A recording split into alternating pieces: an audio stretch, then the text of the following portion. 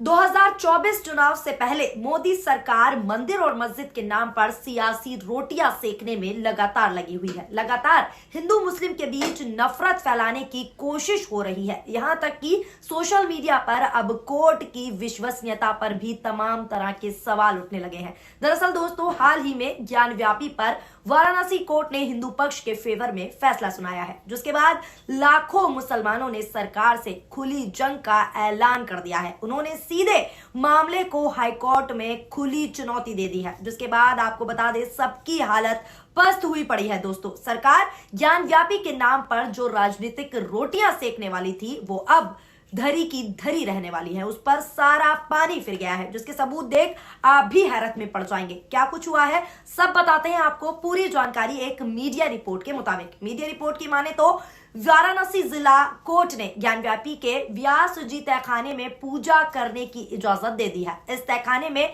1993 से पूजा पाठ बंद था, यानी लगभग 31 साल बाद यहां पूजा पाठ की इजाजत दे दी गई है। कोर्ट ने कहा है कि काशी विश्वनाथ मंदिर ट्रस्ट बोर्ड पुजारी का नाम तय करेगा। यहां तक कि वाराणसी के डीएम 7 दिनों के अंदर अंदर पूजा पाठ के लिए जरूरी इंतजाम भी करेंगे। तहखाने के पारंपरिक पुजारी रहे व्यास परिवार ने इस मसले पर याचिका दाखिल कर पूजा पाठ की कोर्ट से इजाजत मांगी थी। कोर्ट ने 17 जनवरी को तहखाने का जिम्मा डीएम को सौंप दिया था। कोर्ट के आदेश पर डीएम ने मुस्लिम पक्ष से तहखाने की चाबी भी ले ली थी और यहां तक कि डीएम की मौजूदगी में 7 दिन बाद यानी 24 जनवरी को तहखाने का ताला खोल दिया गया। वाराणसी कोर्ट के आदेश में साफ तौर पर यह भी कहा गया है कि व्यास परिवार ब्रिटिश काल से तहखाने में पूजा करता रहा है।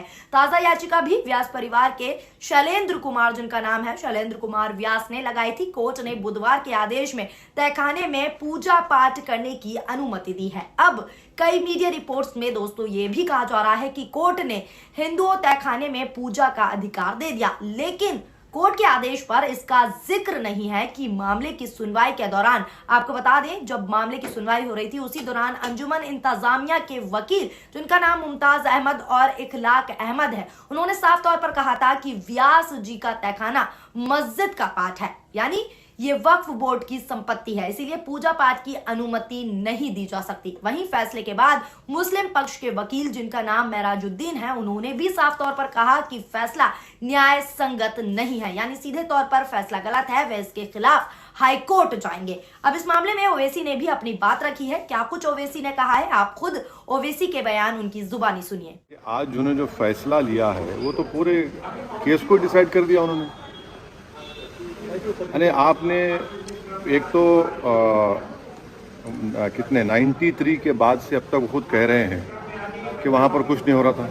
अब मस्जिद के तहखाने को आप दे रहे हैं तो फिर आपने तो पूरा केस ही डिसाइड कर दिया। फिर कितने साल हो गए, 93 से आप 30 साल हो गए। हाँ, उसमें मूर्तियाँ कहाँ हैं, कैसे मालूम उनको? तो ये प्लेसेस ऑफ वर्शिप एक्ट का वायलेशन है भाई। 30 साल के बाद आप ये काम की इजाज़त दे रहे हैं, तो उनका तो एक काम था कि आप उनको 30 दिन का टाइम देते अपील के लिए। आप कहते हैं कि 7 दिन में पूरा निकाल दो, ग्रिल्स निकाल दो और आप इजाज़त दे दिए। तो ये सरासर गलत फैसला है। और आखिरी बात यह है कि नरेंद्र मोदी की सरकार जब तक अपनी खामोशी को तोड़ेगी नहीं और साफ तौर पे कहेगी नहीं कि हम प्लेसेस ऑफ वर्शिप एक्ट के ऊपर स्टैंड बाई करते हैं, ये पूरे तनाज़े चलते रहेंगे। और मैं फिर से कह रहा हूँ कि जब बाबरी मस्जिद का टाइटल सूट का जजमेंट आया था, मैंने जिस एप्रीहेंशन का इजहार किया था कि वो फैसला यकीनन सुप्रीम कोर्ट हमारा आखिरी कोर्ट, हम इज़्ज़त करते हैं, मगर फेथ की बुनियाद पर आने से ये तमाम चीज़ें खुल रही हैं। और उस सुप्रीम कोर्ट के फैसले में प्लेसेस ऑफ वर्शिप एक्ट को बेसिक स्ट्रक्चर का हिस्सा करार दिया गया था। तो फिर ये लोअर कोर्ट सुन क्यों नहीं रहे हैं और केंद्र सरकार क्यों नहीं बोल रही है?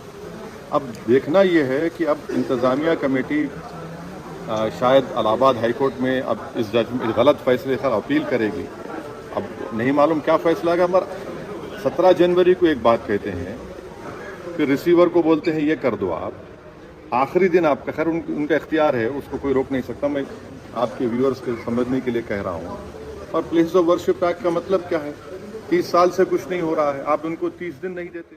AIMIM चीफ यानी कि असदुद्दीन ओवैसी चिंतित हैं। उन्होंने इस फैसले पर साफ तौर पर नाराजगी जताई, पूरी तरह से नाराजगी जताते हुए ये फैसला जो है गलत बताया उन्होंने। अब इस मामले पर सोशल मीडिया पर भी लोगों की तमाम प्रतिक्रियाएं सामने आ रही हैं। क्या कुछ प्रतिक्रियाएं हैं, ट्वीट्स के जरिए बताते हैं। ये ट्वीट देखिए जो एक पत्रकार ने किया है। इसमें लिखा है, वाराणसी कोर्ट ने हिंदू पक्ष को ज्ञानव्यापी मस्जिद के तहखाने में पूजा करने की इजाजतें दी, साथ ही मजिस्ट्रेट को 1 हफ्ते में पूजा से संबंधित सभी प्रबंध जो है करने के आदेश जारी किया है। क्या कोई जज बता सकता है कि यह आदेश उपासना स्थल अधिनियम 1991 का उल्लंघन क्यों नहीं है? ये सवाल पूछा जा रहा है, क्योंकि ये अधिनियम तो साफ तौर पर घोषित करता है कि 15 अगस्त 1947 तक अस्तित्व में आए उपासना स्थलों की धार्मिक प्रकृति पूर्ववत बनी रहेगी। तो फिर ऐसा आदेश क्यों दिया गया है कोर्ट की तरफ से? ये सवाल उठ रहे हैं। एक और ट्वीट देखिए जिसमें लिखा है कि इस अमृतकाल के कलयुग में इंसाफ कहां है? मुसलमानों के लिए तो कानून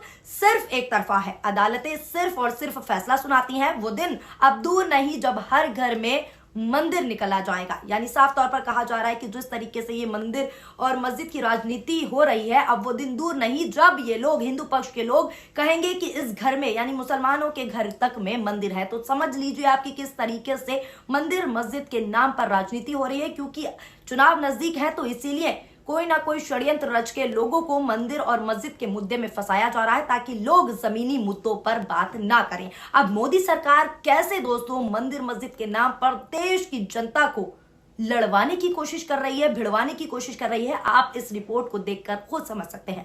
फिलहाल कोर्ट के इस फैसले पर आपकी क्या राय है, नीचे कमेंट करके जरूर बताएं। वीडियो पसंद आई हो तो वीडियो को लाइक करें और हमारे चैनल यानी कि सोशल न्यूज को ज्यादा से ज्यादा सब्सक्राइब करें। शुक्रिया, धन्यवाद, नमस्कार, जय हिंद, जय भारत। चैनल को लाइक, शेयर एंड सब्सक्राइब करें और बेल आइकन दबाना ना भूलें।